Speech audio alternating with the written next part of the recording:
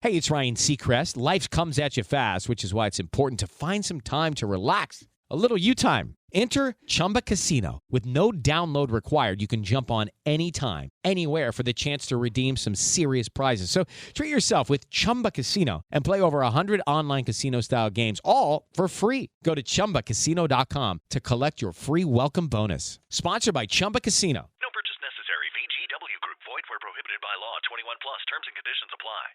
Shortly after Prime Minister Benjamin Netanyahu returned from the United States, U.S. on Sunday, where he had paid an official visit to the U.S. President, Donald Trump, lawmakers and other U.S. government officials, the misunderstanding between Bedouin and Druze tribes in the Sweida region of Syria that started last Friday took a new twist, evolving into a deadly conflict after a Druze man was robbed at gunpoint on Friday by gunmen suspected to be natives of Bedouin tribe. This, Druze residents in Sweida shortly on Friday mobilized, went after the people of Bedouin, arrested and detained a lot of natives from the Bedouin tribe, forcing the people of Bedouin to retaliate, and the conflicts led to mass killings, unabated. And on Tuesday, the Syria interim government soldiers entered Sweida reportedly to restore law and order, but Israel-based media reported that the Syria interim government soldiers, mostly members of the Hayat Tahrir al-Sham,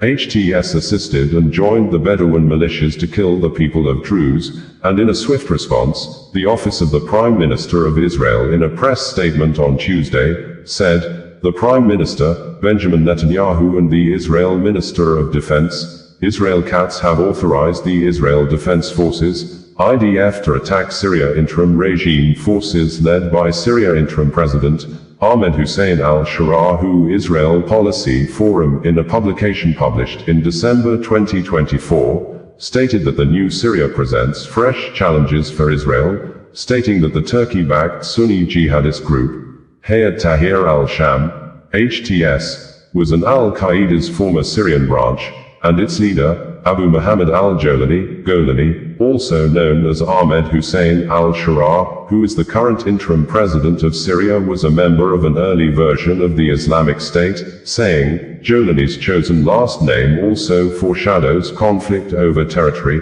that his family hails from the Golan Heights, which Israel partly occupied after the 1973 war and annexed in 1981. Although President al-Sharaa, in nationwide broadcast on Thursday after ceasefire began around 9 p.m. on Wednesday night, said that the protection of Druze people is a top priority in his interim government, but he's not afraid of Israel that bombed the Syria Military Headquarters and the military base near Syria Presidential Palace in Damascus on Wednesday that led to the death of 5 persons in addition to more than 300 people killed. Less than a week the new conflict ensued. According to Reuters reporters, warplanes swooped low over the Syria capital and unleashed a series of massive strikes on central Damascus. The cityscape was blanketed in smoke, with a thick plume rising from the defense ministry. "We are acting decisively to prevent the entrenchment of hostile elements beyond the border, protect Israeli citizens, and prevent harm to Druze civilians," the Israel Chief of General Staff, Lieutenant General al-Zamir, stated during a situational assessment at the Syrian border after the IDF strikes on Wednesday. The attacks carried out by Israel, this time on central Damascus, following its military interventions in southern Syria, constitute a deliberate attempt to sabotage Syria's efforts to achieve peace, stability, and security, Turkey government through the Office of the Foreign Affairs Ministry stated. The Israel Defense Forces, IDF, had stated on Wednesday in a press statement that the IDF struck the entrance of the Syrian regime's military headquarters in the area of Damascus in Syria. The IDF continues to monitor developments and the regime's actions against Druze civilians in southern Syria. In accordance with directives from the political echelon, the IDF is striking in the area and remains prepared for various scenarios. On Tuesday, IDF said, following the directive of the political echelon, a short while ago, the IDF began striking military vehicles belonging to Syrian regime forces in the area of Sweida in southern Syria. This follows yesterday evening's identification of Syrian regime convoys, including armored personnel carriers and tanks, moving toward the area of Sweida in southern Syria. The IDF struck several armored fighting vehicles consisting of tanks, APCs, and MLRS, as well as access roads, in order to disrupt the convoy's arrival to the area. We continue to monitor the developments while remaining ready and prepared for various scenarios. One of the Druze people who crossed from the Israeli-occupied Golan into Syria, in a speech in the village of Haidar, was reported to have said, "I came here from the occupied Golan despite the Israeli occupation and its army. What these Takfiri gangs, the gangs of Ahmed al-Sharaa, are doing cannot be accepted nor tolerated. We hold the Israeli government and the United States responsible, because they are the ones who brought al-Jolani here along with America, Turkey, and Saudi Arabia. Netanyahu can stop the war within an hour. We don't ask for protection from Israel or anyone. We are protected by God." Syria President Ahmed Hussein al-Sharaa, in a televised nationwide broadcast on Thursday, said protecting Druze citizens is a priority while rejecting any foreign involvement. In his first televised statement after Israeli strikes on Damascus, he said Syrians must be defended without inviting chaos or destruction, saying, "Israel seeks to create chaos in Syria." President al-Sharaa accused Israel of trying to destabilize Syria, saying, "The Israeli entity seeks to turn our land into a theater of chaos. The Syrian people are always ready to defend the dignity." He claimed Israel intensified the situation through its actions, especially toward the Druze population. Since the regime's fall, Israel has aimed to dismantle Syria. We have chosen not to be dragged into direct confrontation, to preserve national security, he added. Instead of retaliation, al-Sharaa announced that responsibility for local security would be given to tribal leaders and local factions. Office of the Prime Minister of Israel on Tuesday had said, Prime Minister Benjamin Netanyahu and Defense Minister Israel Katz have directed the IDF to immediately attack the regime forces and the weaponry that entered the Sweida area of the Druze mountain in Syria, and that the regime intended to use against the Druze, which was done in contravention of the demilitarization policy they decided on, of preventing the entry of forces and weaponry that endangers Israel in the southern region of Syria. Israel is committed to preventing harm being inflicted on the Druze in Syria, owing to the deep covenant of blood with our Druze citizens in Israel and their historical and familial link to the Druze in Syria. We are acting to prevent the Syrian regime from harming them, and to ensure the demilitarization of the region adjacent to our border with Syria. The Israel Prime Minister, Benjamin Netanyahu, in a recorded video statement on Wednesday, said, and in quotes, "My fellow citizens of the Druze region, the situation in..." It is Ryan Seacrest here. There was a recent social media trend which consisted of flying on a plane with no music, no movies, no entertainment. But a better trend would be going to ChumbaCasino.com. It's like having a mini social casino in your pocket. Chumba Casino has over 100 online casino-style games, all absolutely free. It's the most fun you can have online and on a plane. So grab your free welcome bonus now at ChumbaCasino.com. Sponsored by Chumba Casino. No purchase necessary. VGW Group. Void where prohibited by law. 21 plus. Terms and conditions apply. Sweida, the situation in southwest Syria is very serious. The IDF is operating, the Air Force is operating, other forces are operating. We are working to save our Druze brothers and to eliminate the regime's gangs. And now I have one request from you. You are a citizen of Israel. Do not cross the line. You are endangering your lives. You can be murdered, you can be kidnapped, and you are hurting the efforts of the IDF. And that's why I'm asking you, go back to your homes, let the IDF act.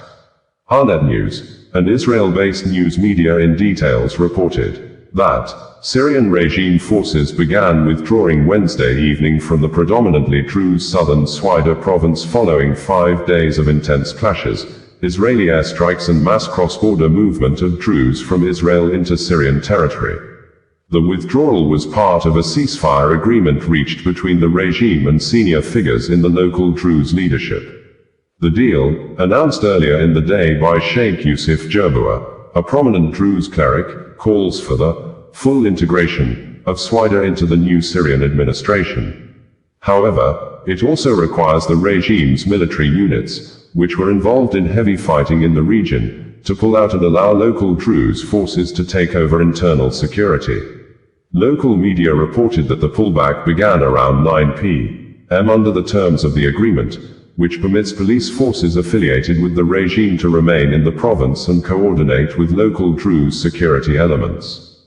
A mechanism was also established to regulate possession of heavy weapons, aimed at ending their use outside of official state frameworks. Coordination with religious and community leaders was emphasized, with sensitivity to the social and historical context of the Druze majority province. The ceasefire followed reports of atrocities during the fighting, including summary executions of civilians by regime forces and allied Bedouin militias, public humiliation of Druze religious leaders, and the looting and burning of homes. A commission of inquiry is to be established to investigate these incidents. Sheikh Hikmat al-Hijri, the community's top spiritual authority in Syria, rejected the agreement outright, calling to continue the struggle until Sweida is liberated.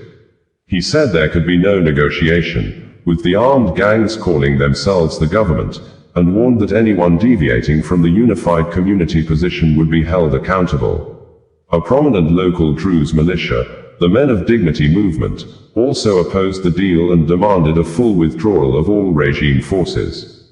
After the martyrdom of our best leaders and fighters, the movement will defend itself until the last fighter able to carry a weapon, unless the invaders retreat from all villages and towns, the group said. Reports of Wednesday evening's withdrawal came shortly after the U.S. State Department called on President Ahmed al-Shara's regime to pull its forces out of Sweida, to allow all parties to de-escalate tensions. Secretary of State Marco Rubio confirmed shortly afterward that an agreement had been reached, which he said could bring the crisis to an end as early as tonight. The agreement includes specific steps required from all sides, he said. This will require all parties to deliver on the commitments they have made, and this is what we fully expect them to do, a comment likely referring also to an end to Israeli airstrikes. Control over Sweida remains a central issue in the ongoing tensions. The province is home to Syria's largest Druze community, numbering about 700,000, and has long feared persecution under the al-Sharaa regime, which has been accused of seeking to return the Druze to pure Islam and dismantle their traditional way of life. In April, violent clashes erupted between Druze fighters and regime forces, resulting in more than 100 deaths. That round of fighting ended with a ceasefire in May, and since then Druze forces had maintained security control in the province. The latest round of fighting has so far claimed more than 300 lives, according to the UK-based Syrian Observatory for Human Rights. That figure includes 69 Druze fighters and 40 Druze civilians, 27 of whom were reportedly executed. It also includes 165 regime soldiers and 18 Bedouin militia members. The violence began late last week after Bedouin gunmen robbed a young Druze man from Sweida. In response, local residents detained several members of Bedouin tribes, escalating tensions. On Tuesday, as fighting continued, al-Shara's forces entered the provincial capital, claiming they aimed to restore order. But according to reports, they joined in the clashes and were involved in attacks against the Druze population. Druze leaders appealed to the international community, describing the situation as a campaign of extermination. Israel responded with a series of intensified airstrikes aimed at forcing Syrian forces out of Sweida. Among the targets was the Syrian Military Headquarters in Damascus, hit in a strike broadcast live on Syrian television, killing 5. A military site near al-Shara's Presidential Palace was also struck, and an Israeli military source told Reuters the attack was a direct message to the regime. Israel will not allow a military build-up on its border with southern Syria, and it will not allow the massacre of Druze in Syria, the official said. We had reported that the Israel Prime Minister, Benjamin Netanyahu, has commended and praised the efforts of personnel at the Israel Institute for Intelligence and Special Operations, known in Hebrew word as Mossad, over the fall of Bashar al-Assad regime in Syria early December 2024, apparently corroborating the statement issued by the Iran Supreme Leader, Ayatollah Khamenei in late December 2024 that the fall of President al-Assad regime was a plan orchestrated by Israel and the United States, US under the leadership of then President Joe Biden. This, Israel Prime Minister Benjamin Netanyahu at the 68th session of the United Nations General Assembly on October 1, 2013, said that Iran directly participated in Assad's murder and massacre of tens of thousands of innocent men, women and children in Syria, used chemical weapons against its own people, and in 2010, the ousted Syrian President Bashar al-Assad had accused Israel of avoiding peace.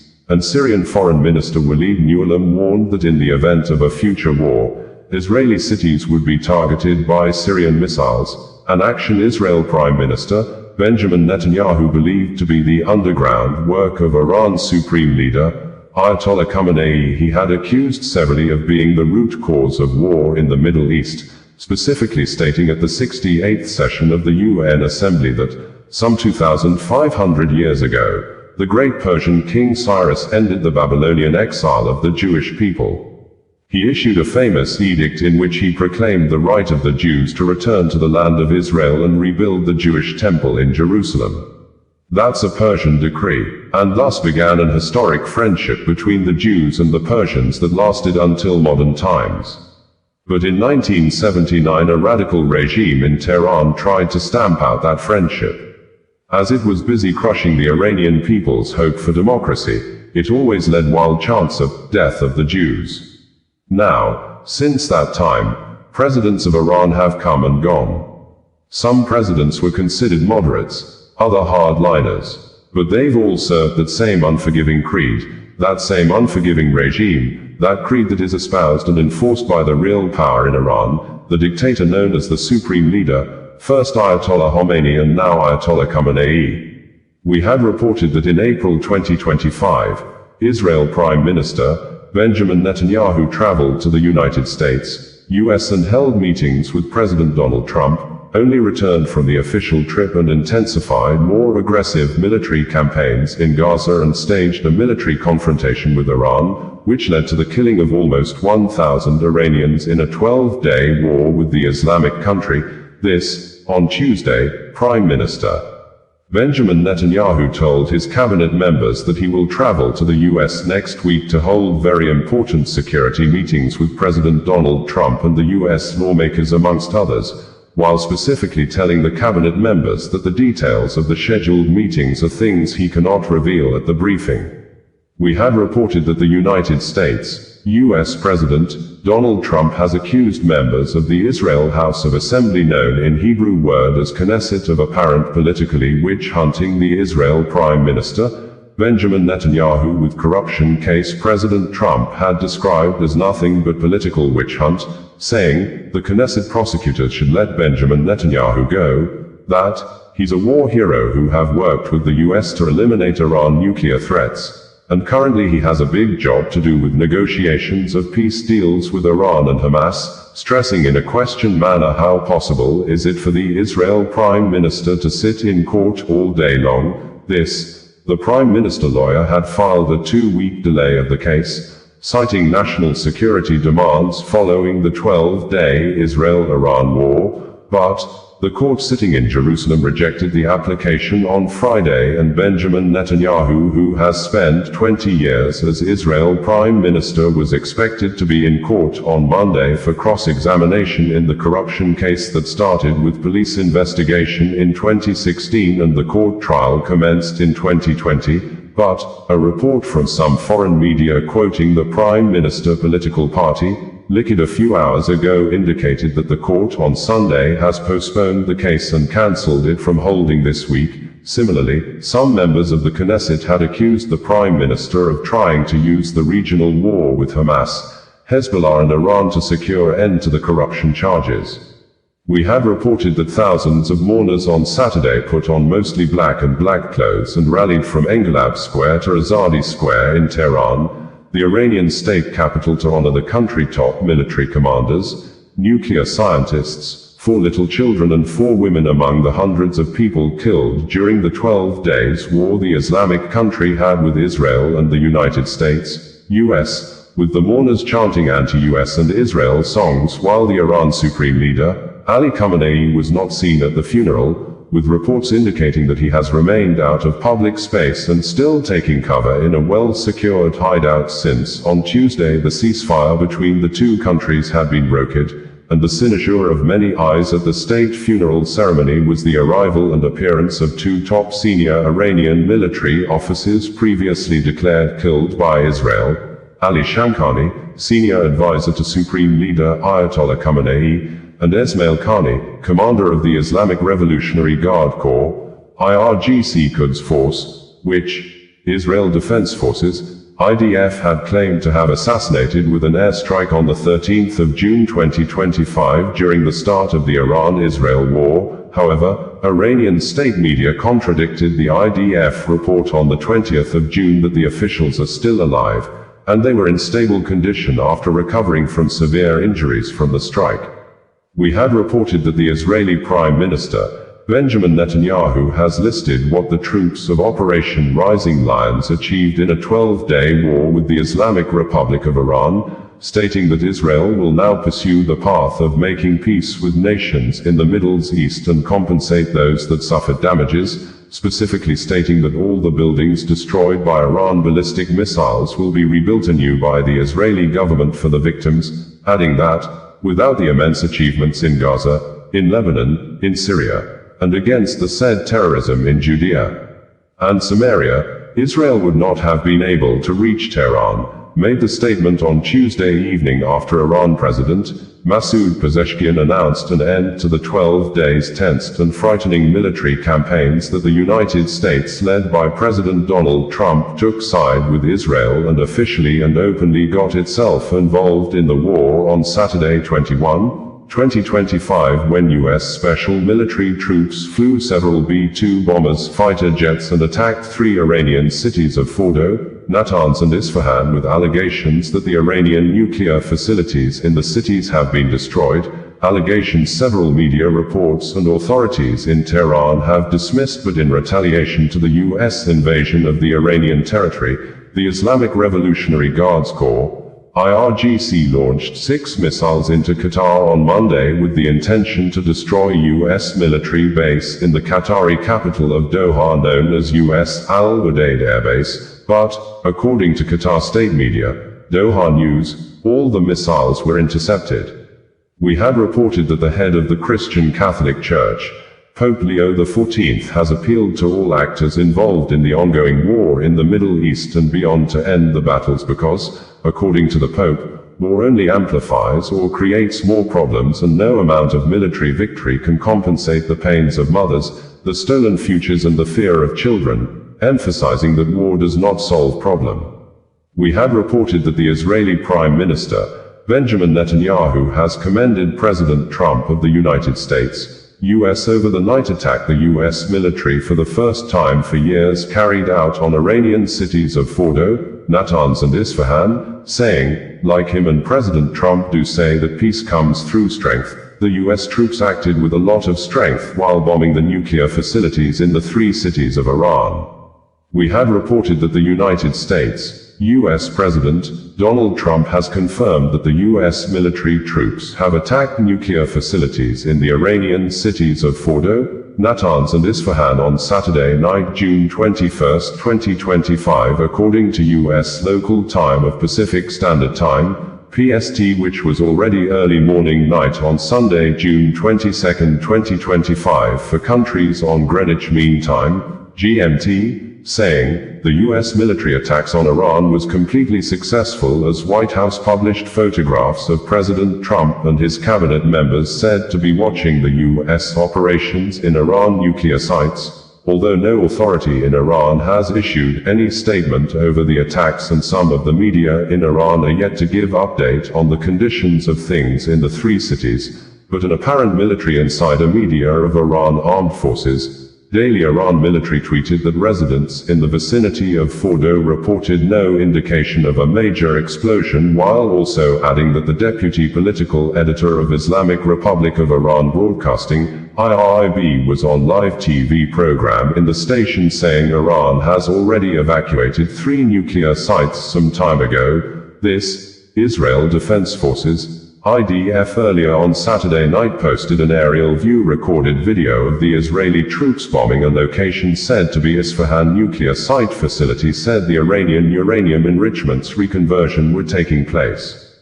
We have reported that 22 persons suspected to be spies have been arrested in the Iranian province of with an apparent military insider media that operate with a verified ex-social media handle, Iran Armed Forces stating that the 22 individuals were linked to Israeli intelligence services, and police authority in according to AFP confirmed the arrest of the 22 persons the police said are Israeli spies. This, Israel Defense Forces, IDF in a statement issued on Saturday morning said that Israeli troops in a precise attack killed the commander of the Palestine Corps of the Quds Force, Sweida in We have reported that the India Ministry of External Affairs in a statement issued on Tuesday says the government of India has moved India students in Tehran out of the Iranian capital city due to safety concerns following the continuous exchange of air bombardments between Israel and Iran, while at the same time, the government of India advised other citizens in Tehran that can afford their own transport fare to leave the Iranian capital city immediately,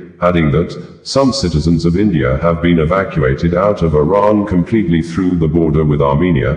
This, the India embassy in Israel had on Sunday advised persons of India origin not to move unnecessarily in Tel Aviv and they should obey safety instructions from the Israeli authorities and Home Front Command.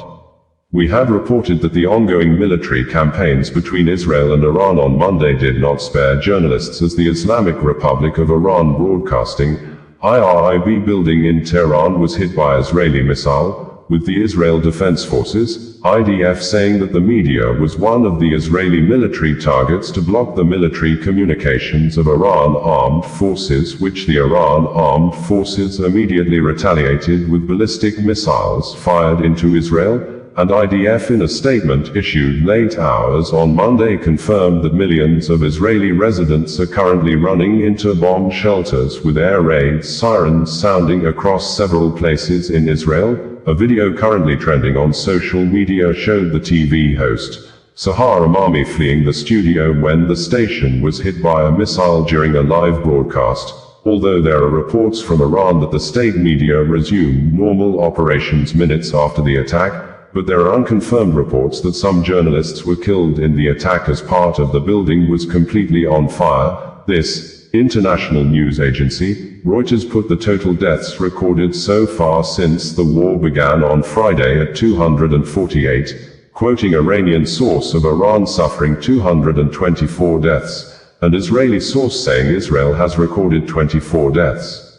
We have reported that not less than 100 persons, mostly civilians, have been confirmed dead less than 48 hours since, on Friday early morning night, Israel and Iran began new massive waves of offensive military campaigns that have forced commercial airplanes to avoid the troubled Middle East airspace as the two countries fly missiles of mass destruction in the air corridors, with local media confirming Iran ballistic missile killed 10 persons and injured more than 20 others at a single building struck at Bat Yam city in Israel as the angry Iranian soldiers launched a massive all-night continuous air bombardments campaign against the state of Israel that earlier on Friday began the new offensive military campaign when it flew fighter jets to strike Iranian military homes, nuclear weapon facilities, killing Iran nuclear weapon scientists, military leaders including Iranian Chief of Staff and Commander of the Islamic Revolutionary Guards Corps,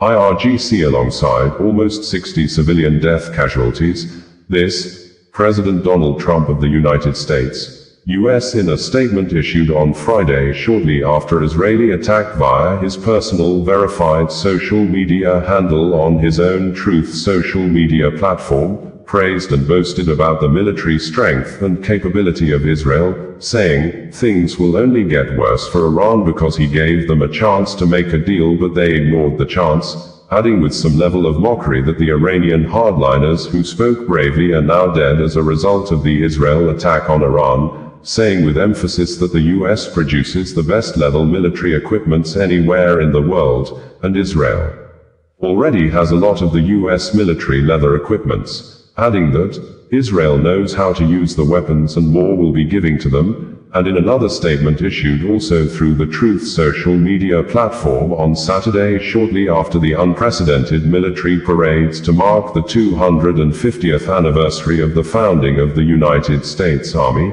President Donald Trump threatened to unleash the full strength and might of the U.S. armed forces to attack Iran at a level never seen before if Iran dare attack U.S. in any way, shape or form, claiming that the U.S. had nothing to do with the Israeli attack on Iran. Reacting earlier, Iran's Supreme Leader, Imam Saeed Ali Khamenei said Iran will retaliate Israeli attack with a strong response of no mercy, just as Iranian President Masoud Pezeshkian said Israeli attack on Tehran on Friday killed military commanders, nuclear scientists, women and children, while wishing President Donald Trump and U.S. armed forces happy birthday on Saturday. Israel Prime Minister Benjamin Netanyahu alleged that Iran made an attempt to assassinate President Donald Trump twice, adding that Israel attacked the military and nuclear facilities in Tehran on Friday because Iran was building intercontinental nuclear weapons that could be used to destroy Israel and any other country in the world.